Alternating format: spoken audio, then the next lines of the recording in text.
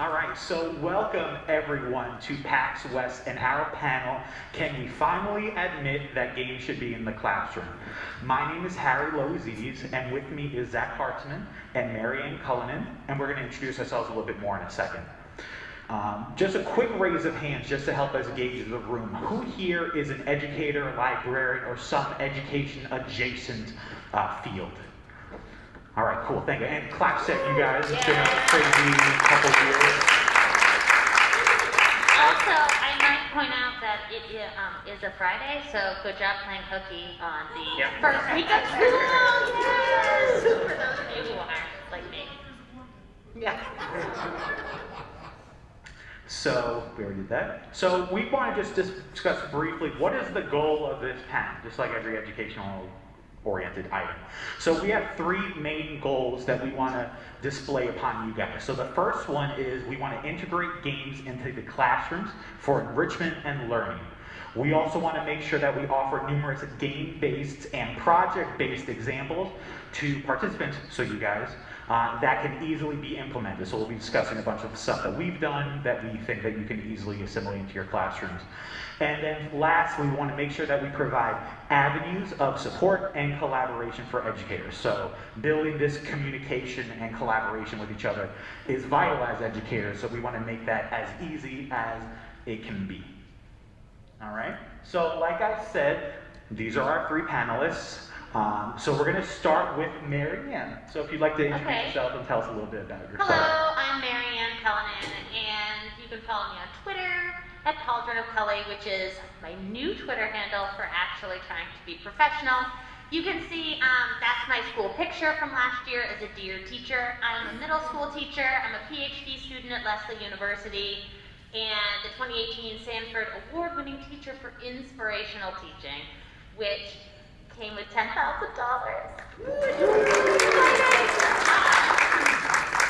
And I live and work in rural New Hampshire. Yes, New Hampshire. The Granite State where we live free or die. And so I am super interested specifically in role-playing games in the classroom and bringing elements of role-playing games into content creation and content understanding for middle schoolers. And my population is kind of what you would imagine rural New Hampshire to be. We are about 50% free and reduced lunch, and we have 9 towns, all in our one school district, and I have about 256 kids in my entire school, but it is a public middle school, K to 5. Or nope, not K to 5, 5 to 8. Thank you. How about you, Zack? So, I'm Zachary. Don't call me that. Call me Zack. Zachary is what my mom calls me. All right. So, I'm Zack Hartzman.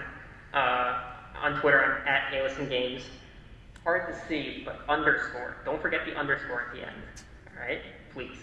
The other one's some inactive account that hasn't been used in like a decade. I'm trying to get it. But for now, at @AlisonGames underscore. And I'm a social studies and ELA teacher at public high school in New York City, Ellis Preparatory Academy. It's a high school dedicated to a 100% immigrant and English language learner population. It's also a transfer school, so most of my students are overage. So while I teach 11th and 12th grade, I do have students up to like 23, 24 years old sometimes. And I am also the founder of @AlisonGames. @AlisonGames is a website dedicated to the creation of curriculum and lesson plans for use of video games in the classroom. I use video games pretty frequently when I teach in both my social studies classes, and then I teach an ELA elective course dedicated to the analyzing video games as literature. And all the curriculum on @AlisonGames is completely free, so if you're looking for ideas, please go that way. There's like 45 different lessons and activities for you to check out. And I'm also one of the inaugural members of the Future class for the Game Awards. This was just started this past year at this most recent Game Awards. It was a group of 50 people from around the world who are diversifying the art form of gaming, as they put it. That's pretty good. And that came... You can do better than that. and that came with $0. But it's still pretty cool. Well, boy can dream, right? There's always next year. So my name is Harry Loizides. My Twitter is illgrillchill. It's a long story, but it's ILLGRILLCHILL. So that's me. I'm a mathematics teacher. I work at a school district on Long Island where, similar to Zack, it's high school population where a lot of them have free and reduced lunch. I've taught math classes ranging from 7th and 8th grade math all the way up to senior level math. So as the new person for my school district for the past 8 years, I've taught every math class except the APs. So I have a nice wealth of knowledge with all the maths and all the formulas. In addition to what I do inside the classroom, I'm also a volunteer for the class advisor for the class of 2018. So we did a bunch of community service events and we help them out, making sure they have the best time possible, as well as the technology club advisor and yearbook club advisor. So I keep myself very busy. I'm also a contributor to a website called 61 Indie that focuses on amplifying indie voices and kind of highlights really good, cool, and good games with that. I've also won an award where I was a 10 under 10 a young alumni from Adelphi University. That's a small private school on Long Island, New York. And it also came with $0. It's really the public school way. Yes. So that's a little bit about us.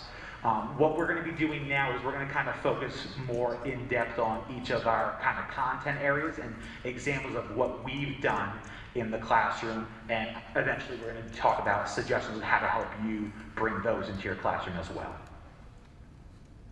All right, so since I'm leading this panel, we're going to start with my content first because math is awesome. One of the things that I focused on last year and the year before COVID started happening was how can I implement content items that I like that the students will hopefully like as well. So I'm a big dirty boy, so I like nerdy games, and I'm a big fan of Smash Brothers, Pokemon, Dungeons and Dragons, a bunch of other things. So what I wanted to do was find meaningful avenues to make sure that the content I have to present to my students, which are part of the standards of my school district and part of the whole state, and make it applicable into situations that they will find enjoyable. So when I taught algebra, I did a lot of focusing on functions. So functions with lines, with parabolas, with exponential functions, piecewise functions. My math people will know what I'm talking about. But talking about average rates of change with prices of donuts and milk kind of gets boring after a while. Like, there's only so many ways you can permeate that to make it interesting. So what I wanted to focus on in terms of that kind of content was, like, with the GIF that's shown about Mario jumping. If you compare the time that's elapsed versus the height, it creates a parabola. So what I did was, there's a website called desmos.com, which allows you to upload photos, and you can almost kind of paste something in the background or imprint a graph in front of it. If you don't know what Desmos is, you can also do it just as if you have an XY graph, just label something on top of it. You can just imprint it. Have the students create a time lapse of what's happening and see if they can build the connection of his feet going down, then up, then down, and then you eventually, if you want to narrow it even closer to the first 1 second, first 3 seconds, you'll see the functions going up and down. Previous years, I also did Angry Bird, which was the same thing, where you can kind of imprint the trajectory of one of the birds. Most of the time they'll be parabolas, but sometimes, like the boomerang, they'll create a forward and a backwards. So then you can have conversations of whether or not it's a function, why isn't it a function, have students do their interpreting into something that they're familiar with. Angry Bird's a couple years old, so it's probably old school now, but I still find it useful. And then the other two things I want to highlight right now is Super Smash Bros. Ultimate has that insanely awesome training area, which has a graph and trajectories of everything. So I usually, last year, which was great, the students brought their own Joy-Cons, or I sanitized all mine, and they kind of messed around with it so we can discuss different types of functions and discuss like why is like Ganondorf going further this time versus the first attack that he hit. And it really brings some interesting conversations. Even if they didn't know the game, they could still interpret and analyze information. And then the last one, which I was really super jazzed about, was with Pokemon. Last year, I had a game theory class, which I was able to convince my school district to do by creating a curriculum for a class that focused on game-based activities while also assimilating it with math. And one of the projects we did was students pick their own game, and they had to analyze it in a probability purview. So my example to them was Pokemon, and I used the attack Thunder, which has a 70% chance of success. So after doing that multiple times, you find that the experimental probability and the theoretical probability might not always be the same. So that kind of elicits even more conversation. And it's a quick thing. Plus, you give student choice. Plus, you're giving options, and that usually entices students to have like a nice investment in it. Right? The next topic we're going to discuss is social studies. So I'm going to let Zach kind of jump in on this now. So not up there, but I actually have used Super Smash Brothers in my class also, because this was a couple years back, and this was the lesson I did to convince my principal that video games were worth using in our classrooms. And we were studying voting history in the United States, and my students were having a difficult time interpreting graphs, and specifically bar graphs, looking at percentages of people who were registered to vote by race. And they saw lower amounts of registration by people of color, and they were kind of jumping to conclusions that weren't necessarily correct, even though the numbers might make it seem that way. So for example, a lot of them were saying that people of color didn't want to register to vote, even though a lot of us know that that's not true, because there were many restrictions in place to stop them from being able to register to vote. So I actually put together a lesson using Super Smash Brothers, where I would play a student one-on-one 5 times in a row, but I would use the handicap function to make it much easier to kill me than for me to kill whichever student I was playing. And we would do it, and the student would typically beat me 5 times in a row. And then we would level the playing field, and then I would win, right? But if you look at the original bar graph that they were creating based on those first 5 rounds, right, you could jump to conclusions that is not actually true based on those numbers. And I invited my principal in to watch that lesson, and she was just sold immediately. And then from there, I started using games all the time. Some of these are Papers, Please, in particular, is my favorite game to teach with every single year when I teach about immigration. For anyone who doesn't know, it takes place in a fictional country of Arstotzka, and it takes during a refugee immigration crisis. And you are a border patrol agent. And it's like a puzzle game where you are presented, people come up to you trying to get into your country, and they give you their papers, their documents, and then you stamp yes or no for them to come into the country. And as the more you play, the harder, the more restrictions, the more rules there are to allow someone to come in. I specifically love using this game because my students are all 100% immigrants, and it's really, really interesting to see the role that they take on when they are now in charge of the process that they went through. Because I'll get students who are 100% empathetic, and they're like, "Oh, everyone's coming into the country. I don't care who you are." And then I get other students who are like, "It took my family 5 years to get here." Denied immediately. So it just leads to really cool class conversations about that. And we only do that for a day. So even though the game is like 8 hours long, I don't actually play the whole game with them. We just play the first 30 minutes and then have a 30-minute conversation about what just happened in the game. Valiant Hearts is a great game about World War I. It's like almost comic book art style, but it's really cool. It's made by one of Ubisoft's smaller studios, but it was made in collaboration with various museums. So there are actually fiction text and artifacts embedded into the game. And a game that not a lot of people know about that global, or I guess it could be world history or early American history teachers should know about is Never Alone. Never Alone, even ELA teachers. So Never Alone is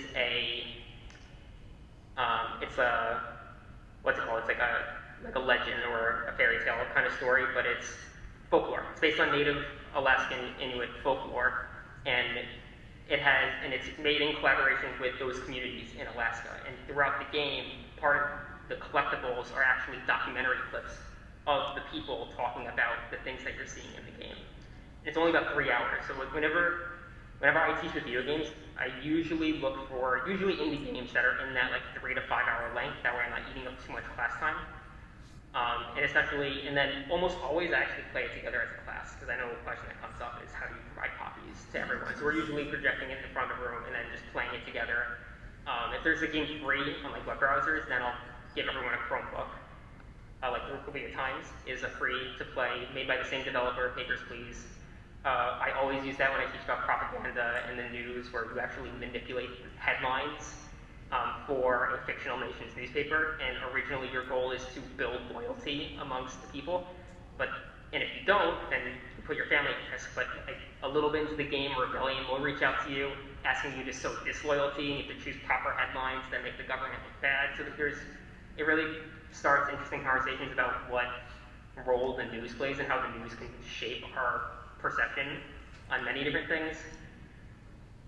And Go to my website, please. I've taught I'll just keep rambling, but I've taught so many different lessons beyond just like these ones here. Every single year I always try to find, because that's what I know teachers often like to repeat teaching the same things because it makes it easier, there's less prep time, but when it comes to games, I want to use like different games almost every single year, so I like keeping things fresh. Yeah. And just to touch on We're Doomed, it's a tabletop game where some poop hit the fan on Earth, and all the countries have to work together to try and get off the planet on a spaceship. But the spin to it is each player is a different type of government. So it could be oligarchy, I'm forgetting all the other types of ones. Communism. Anyway, so we're just moving on from that. But the lesson clearly works great.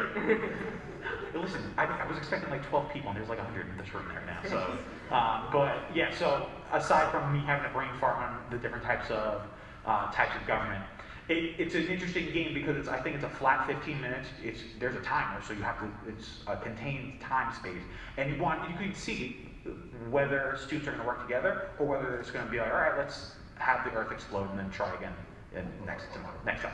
So I just thought I'd share that, just because a lot of the examples we're doing are video games, in case you want to do a tabletop one as well. All right, so next is also ELA, so English Language Arts. So Zach, you want to take it? So still me. Okay. So I also teach an elective course, like I mentioned, where we look at video games as literature. And over the past few years, these are some of the games that I haven't done Knights of San Francisco. I'll talk about that in a second. Put that there. But I have used all these other games. My two favorite in particular have been What Remains of Edith Finch and Gone Home. I usually teach them in tandem over the course of like a full 30-day unit almost. And the way in which I've used those games is any people from New York? Oh my God, no one. Oh my goodness. Wait, we got no New Yorkers here? Oh, just one. Do you know the dreaded Regions exam? Okay. Oh my. Okay. So we have a lot of state assessments. So the Regions exam is one of the state assessments that students need to pass in order to graduate. And one of the prompts that they have is an essay where they need to read a text and then tell what the central idea is and talk about various literary elements, rhetorical devices that were used in the text that they just read. So when I teach this unit with Edith Finch and Gone Home, they do the exact same thing, except with video games as the text, right? So it's the same skills that they're already learning in their standard ELA classes, but now it's through the lens of video games. So we play Edith Finch and Gone Home, and then they'll talk about the theme of death in Edith Finch, or the theme of acceptance in Gone Home, and then look at different types of literary elements like conflict, point of view, irony, characterization, setting, all of that. They're just doing they're doing the things that they've already learned and now applying it to a different medium. And with the other games, Journey, right, I used to teach about the hero's journey. Emily is Away is a game, fantastic. Emily is Away is actually free. You can get it on Steam for free. There's 3 of them now. The first one's free to play, and it takes place in a retro AIM chat client. So it's super nostalgic for many of us. Our students, not so much, but a lot of them will still know what AIM is. But it still has all the same icons and sounds and everything. It's trippy. Yeah. But I use Emily's Away as a game of discussing dialogue choices and the effectiveness of dialogue choices in a video game narrative. And then Florence is just a really wonderful, small mobile game. It takes less than an hour to complete. And I often will choose games like Florence and like Journey also because there's actually no spoken language in it. And because I have students from around the world, it's completely accessible to all of them, as long as I don't have any students who are blind. But because it's just a completely visual and auditory experience, so they don't have to rely on their skills in speaking or reading English to access the game. It's just they watch it, they play it, and they already know like what's happening on screen. Life is Strange is also great for dialogue choices. And just to quickly talk about Knights of San Francisco, I stumbled upon this mobile game in last fall where it's pretty much a dystopian San Francisco set sometime in the future where there are mystical elements at force, and it's a very text-heavy adventure, but it's only maybe 90 minutes to 2 hours, where you kind of make choices, decide whether or not you want to attack something, maybe you want to use logic to circumvent the situation, and you want to get to some sort of tower and figure out what's going on with it. What I did was in one of my classes last year, since we kind of finished the curriculum early and there was a nice 1 week gap where we kind of didn't have anything to do, I used this as a supplemental tool to kind of discuss probability choices, discuss character personifications. Even though it's a math class, we could still talk about other like content things. And it was really interesting because the students were all about the dystopian future, which I was surprised by because I thought they'd kind of get bored of it. But the vast majority of them were interested. They were interested, like, we were able to get the writer to kind of speak on to our class and say like, hey, this is something that I was working on for years, and maybe you have an idea that you can try to read up on. So kind of, checking in with the writers as well could be an option to see if students can get inspired to do future things as well. And then the last thing before we kind of do a little slight pivot is science and technology examples. These 4 that I showed, one of them Zack has written about with Portal, about velocity and other types of physics-based activities in Portal. Has a really good write-up that you should definitely check at heylisten.com, heylisten.games.com. Thank you for the plug. Yes. And then with my technology club, I was able to find some cheap Nintendo Labos when they were on sale for like $12, and allowed students to kind of experiment with that and see if they have an interest in engineering or kind of building things. Because in my school district, we don't have an engineering program. We have very little technology program. So I do my best to try and show them as much as I can within a financial responsible adult. And then the Game Builder Garage, we only started having a technology class for coding in the last 2 years. So this kind of brought into the forefront a free demo that I showed a bunch of my students last year that they were intrigued enough and they had enough fun where they're taking the technology classes this year. So it's nice to kind of offer them something. And then the last one, Sell the Singularity, was a game I found out about in August during Play NYC, which is like a small indie convention for a day or two in New York City. This is a scientifically accurate game where it discusses pretty much 3 different biomes of science. The first one is about the tree of life and how evolution occurs and everything spirals out into new species and stuff, which I thought was really cool. The second part is about the dinosaurs and how extinctions happen. And then the third one is about space and the creation of all the planets and the comets and stuff like that. It's more of a passive game, so it's kind of like you play for a few minutes, everything charges, and then you play again. So it's 0 cost, so it could be something where science teachers, astronomy teachers, living environment or biology teachers could have an interest in. It's worth a check. I'm still playing it on and off, and it's been like 6 weeks because it's fun just to see numbers go up and buy more resources and stuff. I'm a very big fan of resource management games. So. And yeah, since none of us are hardcore science and technology teachers, we didn't have that many examples, so if you have more that you'd like to share with us, go for it. Like, we're all about the communication and collaboration to build ideas for our students. There is one newer game. It's not fully out, but there's a free demo for it on Steam. It's called Terra Nil, Terra space NIL. and it's a reverse city builder is how they coined it, and it's basically you're presented with like a desolate environment, and your job is to restore the biodiversity to this environment, and like you build all the tech in the buildings that does that, but then once you build everything, once the environment is flourishing, your job is to now deconstruct everything that you made in order to have no footprint there. And the demo is only about 45 minutes long, so like you could do a really cool lesson just using the free demo. I highly recommend it.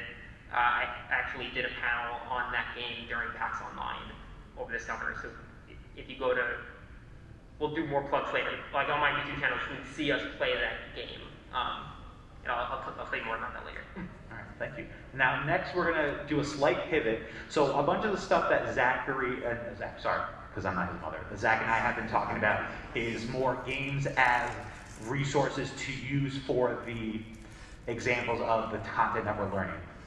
Maryanne doing a slight pivot, so if you'd like to discuss. That's right, I'm the pivot. Hi everyone, I don't think I've been this quiet for this long in a long time. So, who are my role players here? Who likes playing role-playing games? Yay! Yay, me too! Who played them in middle school? Yeah, who remembers middle school as the best time of their entire lives? Right. Yes, and it gets better even after that.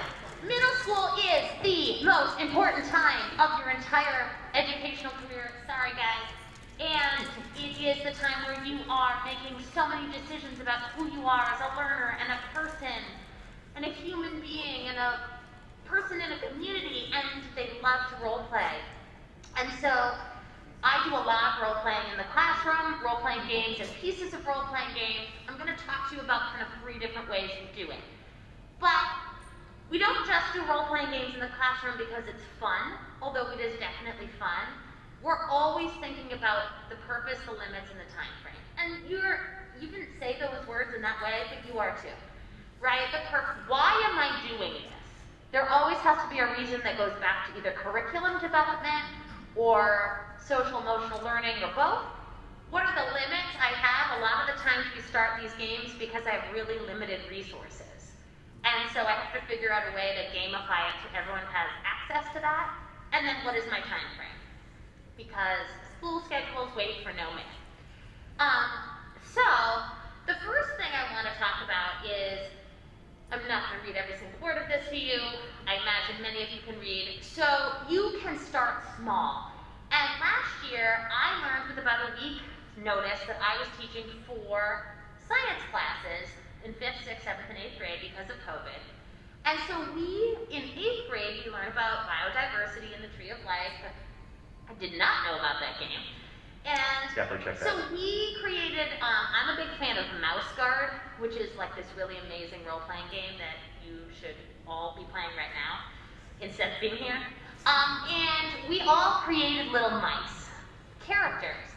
So then, they're learning about the different classes of animals, right? And they don't care. Because they're in 8th grade and it's COVID, and they really, really don't care what these words mean. And so instead, we tap into what they do care about, which is their friends and badly flirting with people. Because it's 8th grade. And so they come in and they get this letter from their friend, Findle, who has made this terrible mistake where she has pretended she has known what was happening, and now she and a cute guy and a teacher are all at this lighthouse, and she needs help because she needs to know what these mean. This is what they had to do. It's the same worksheet they were doing before. Except now they're doing it for a purpose, right? And what is it? Where is it? What does it eat? And name some examples. These are things I would have them do anyway, but they don't want to do it for me. They want to do it for Findle's love life. And that is a beautiful thing we can all get behind. So that's the easiest way to start bringing role-play into the classroom, right? We're just imagining, we're doing storytelling, And they're children, and they don't have the access to playing pretend with their friends that they did before, because now they're 13 and 14 years old, right? So this is a way to play pretend with your friends. So the next sort of level, another thing we did, so we learned all about fungus, and we learned all about dichotomous keys. See, that's my joke. It's a teacher joke. Dichotomous keys. Yep, they have the same reaction. And so they come in, and now I'm pretending to be the head chef of the Mouse City, which is based on the Mouse Rat City. And there's this large pile of mushrooms. It's pictures of mushrooms. And all of the people who gather mushrooms, well, the mice who gather mushrooms have dropped them all off, and they've run off to get this big chicken of the woods, which is another kind of mushroom, and you have to decide which mushrooms go to which place because all the babies are crying for breakfast. And if you give the babies the wrong mushroom, they'll all die. And they love it. And so they have to use what they know about fungus and what they know about dichotomous keys to identify each kind of fungus. And then at the end, we get to see if they killed the babies. And one group accidentally did. And we never, ever let them live it down. But here's the good news. They're not real babies. Yeah, right? They're not even real mice. And so what's really helpful is this allows us to make mistakes, have it be high stakes, higher stakes than a test feels in 8th grade, but it's really not high stakes. You can leave science and you didn't actually murder babies, and that's a great day. All right, so keep going. So another example of this, here's a purpose of a different game. I want deeper engagement with concepts. I always want that. And about 2 days.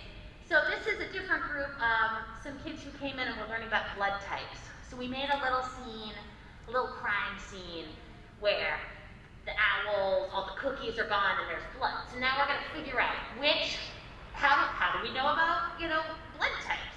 Because again, middle schoolers don't care about blood types, because nobody cares about blood types unless you have to care about blood types, right? And then you really care. So we actually had a little kit with like fake blood, which was cool. And now they're trying to figure out which one of these, they're solving the crime, right? And so they care about it much more because...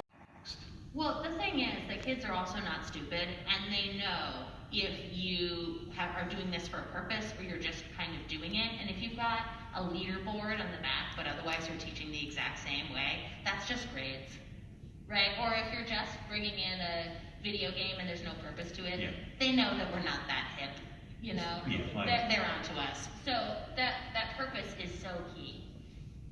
Also, it'll make your life just way easier. So I teach in New York City, which means that I can often get away with or do what teachers in many other states just aren't allowed to do because of either admin pushback or parent pushback.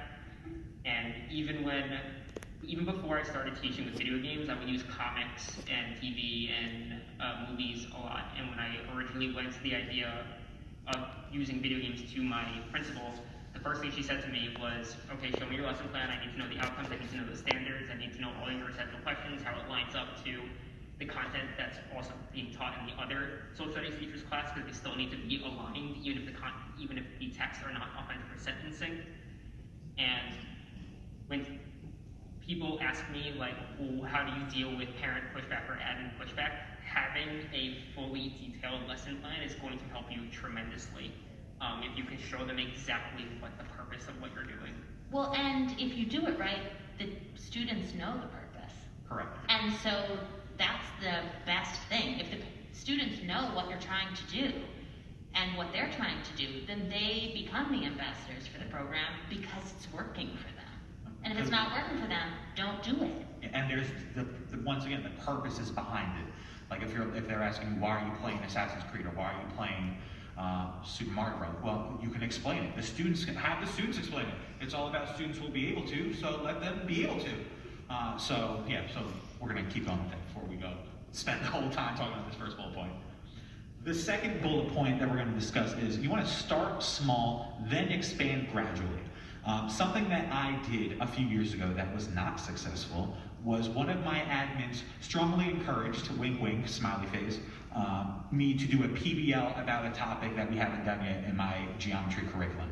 It was May, and we only had like 6 weeks left of school, so there was very limited topics. So we eventually settled on having the students teach themselves trig. Let that settle for a second, like it was insane. And it crashed and burned. So after that, I kind of thought, all right, let me start small and not do a 2-week project that I have to redo again and then have to take state assessments. So some examples I can think of right off the bat is in terms of math, where you just do one word problem where you're using a context that is applicable to your students. So when I taught algebra for years, I always use Angry Birds as the parabola, which I showed you guys before. Just to kind of gauge the student's interest, see if they can connect the dots and understand that it's still just a parabola, we're just using it in a different context. Once you have that comfortability, and once the students are feeling more comfortable, then you can start expanding into a 2-day project, or a 3-day project, or a 5-day project. Because it not only helps you as an educator be like, okay, I have a solid understanding of this, it helps the students too, because they also get the mental grit of being like, okay, we're gonna focus on this game for 4 days, and I have to be focused in on it and not lose interest halfway through.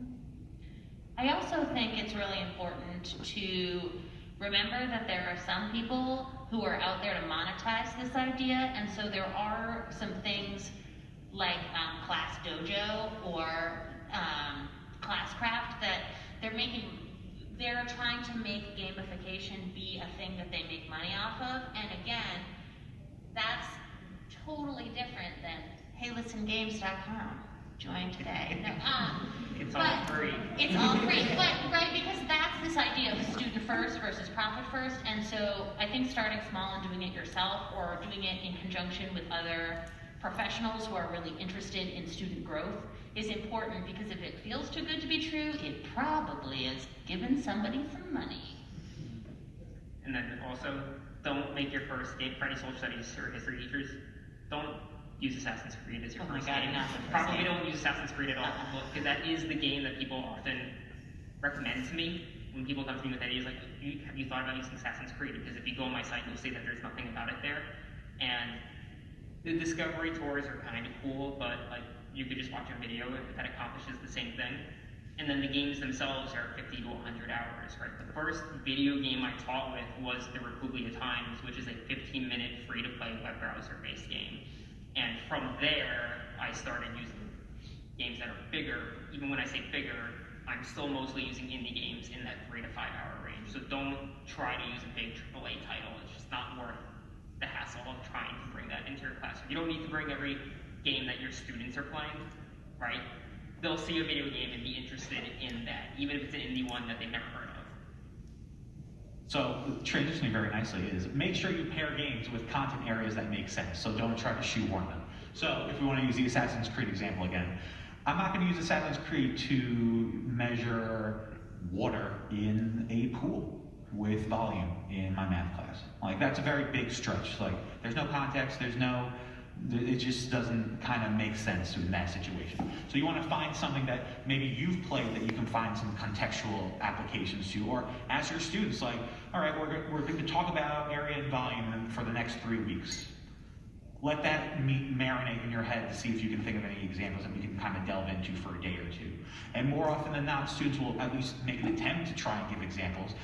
Every year when I bring that suggestion, they always talk about GTA, and I'm just like, we're not talking about GTA in this class because you are not 18 years old, and I'm not getting into it. Yeah, we, from my perspective, you can use pretty much any role-playing game, and most of the time it's fine, except we don't talk about the Devil's Game in class, Dungeons and Dragons, right? Now, mostly it's fine, except old people will be like, what about the Satanic Panic? But you can use role-playing without saying the words Dungeons and Dragons. We say that after school in the role-play club, though. We do say that. All right, yeah, so there's not much to talk about with that. It's just make sure there's a purpose behind it, like we've been saying. Also, transitioning very nicely is make sure you get feedback from your students. So just like anything that we do as educators or people in education adjacent careers, You want to ask them what they felt, what they think. Was it successful? Was it not successful? What was your favorite part? What was your least favorite part? Is there something that you would improve upon? Is there something you would take out? Those are all meaningful questions that if we ask our students, more often than not, they will be brutally honest, whether they are in middle school, high school, elementary school, college. They'll tell you what they think, and they will destroy it. But which is good, because it allows you to kind of read their feedback and build on it. Like Zach was saying, some teachers like to do the same thing over and over again every year, which is fine. That's one perspective. But some teachers also want to adapt and build it to be the best they can be. And also, whenever I use, not even just games, whenever I use a new text or a new anything, I always end on some type of Socratic circle or Socratic seminar where like I'm not even a part of the conversation, I just let them talk and reflect. And one of the questions or prompts is always like, do you think future students should do this? And the answer, I mean, they usually say yes, but there is feedback. There is, well, I wouldn't do this, or I would spend more time with this one and less time with this one. And even beyond, like get input. And students will have ideas. I remember March last year when we transitioned to 100% online learning, and my ELA curriculum was thrown out the window. I had to find something new to do.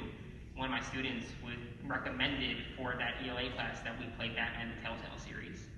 And I was just like, cool, let's buy it. I bought it for him on Steam, and he streamed it on Twitch to our class. And we just had conversations about dialogue trees and dialogue choices. And that was 100% on students. So get feedback and get input from them.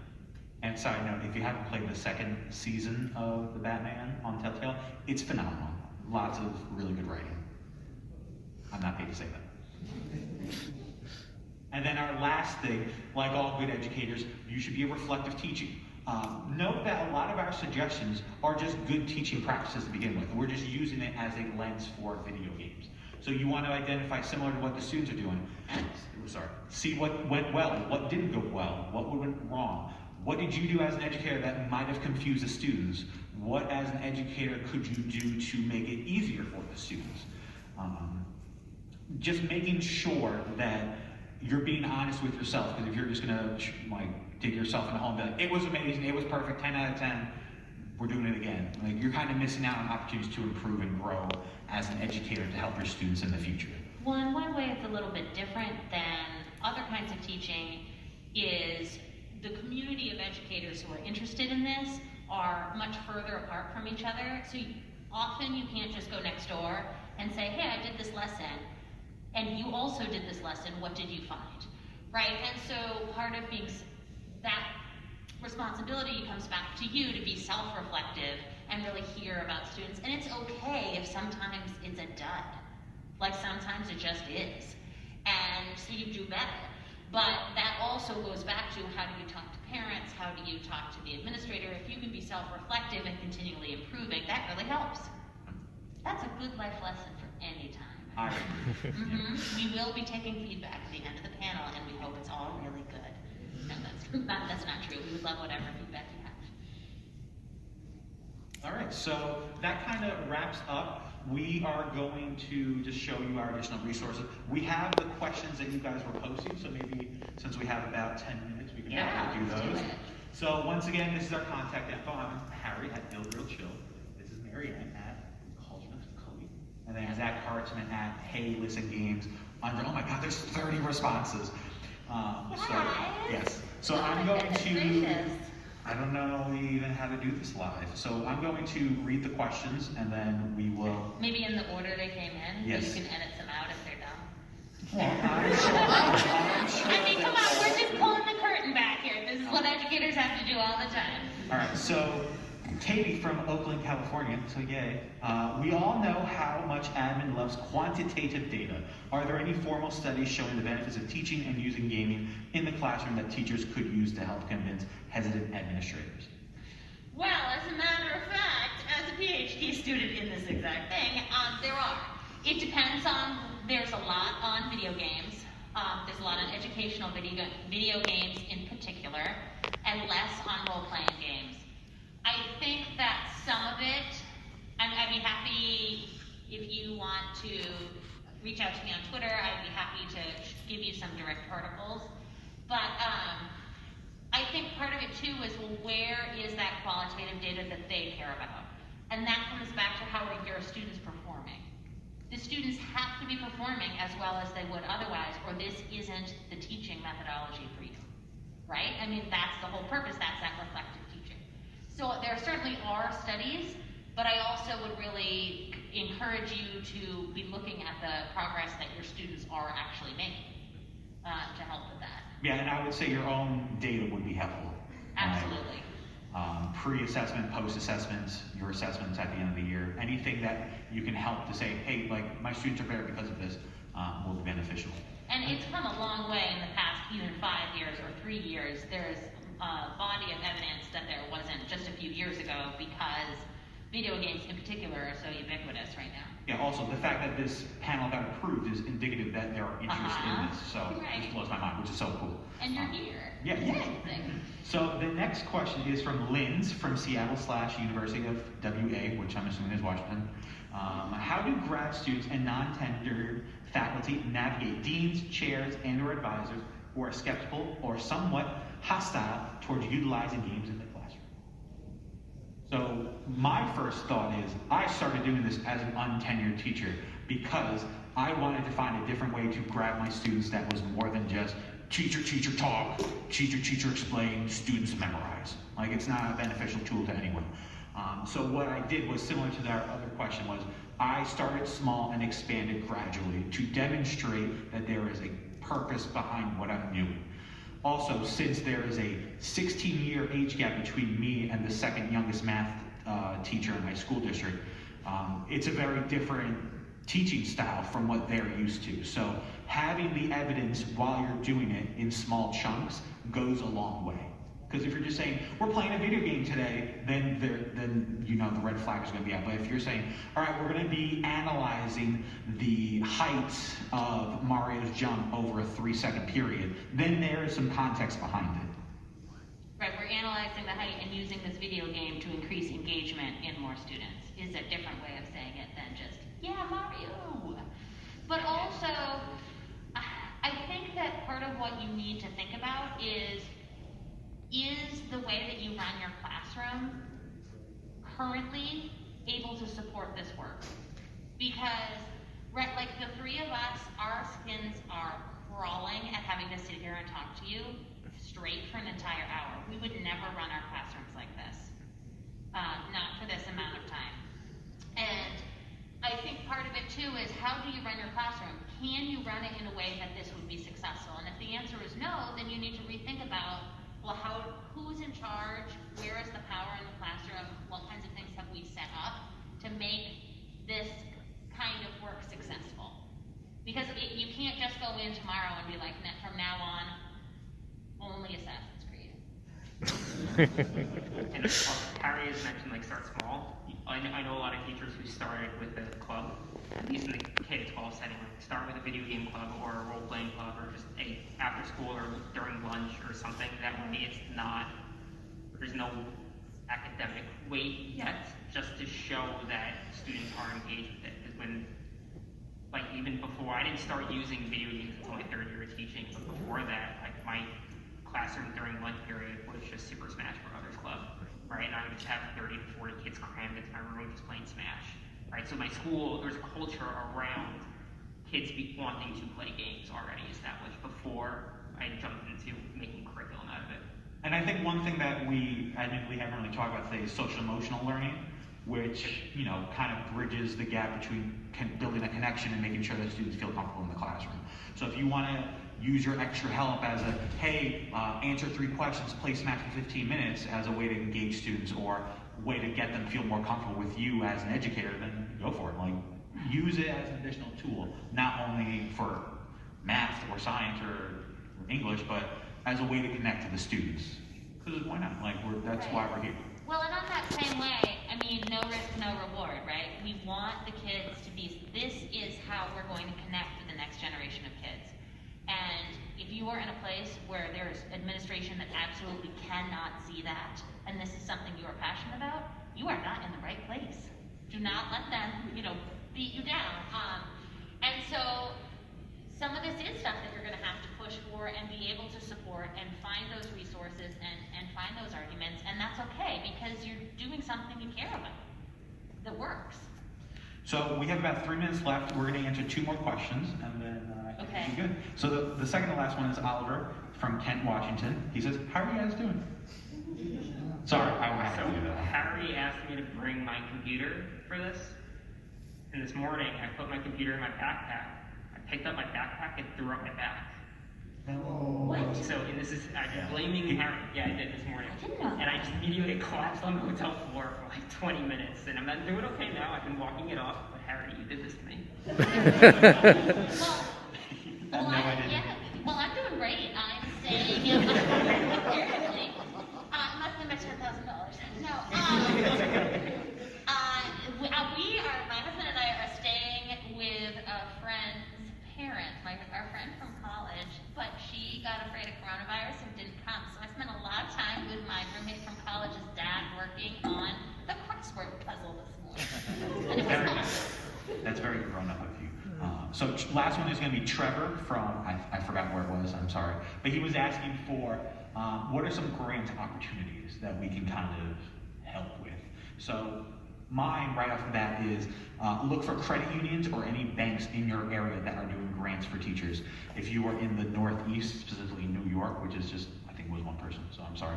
It's called Jovia. I usually do that every year, and they give up to $500. Is there Jovia in any other places?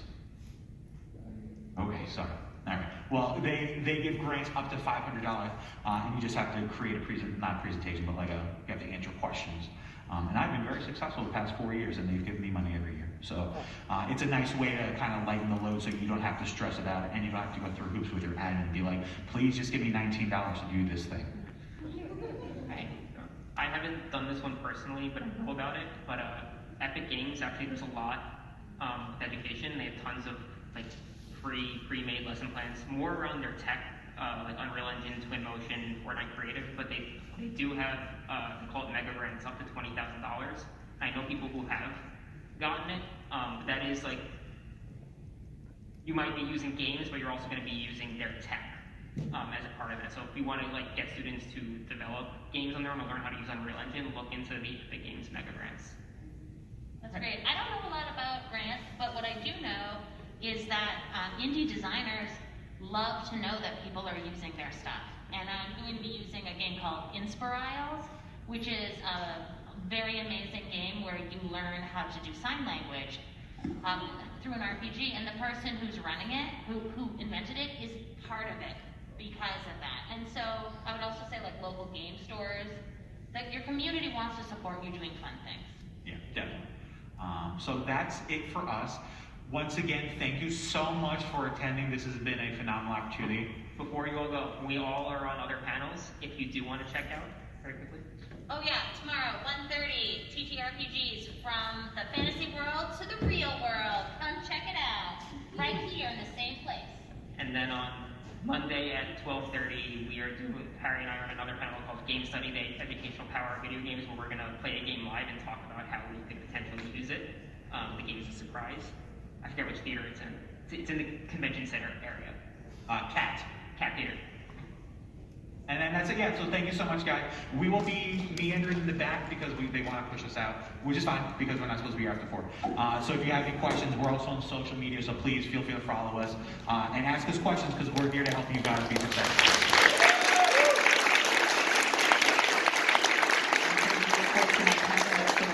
You can reach out for those two, Maryanne and Zack. Yay!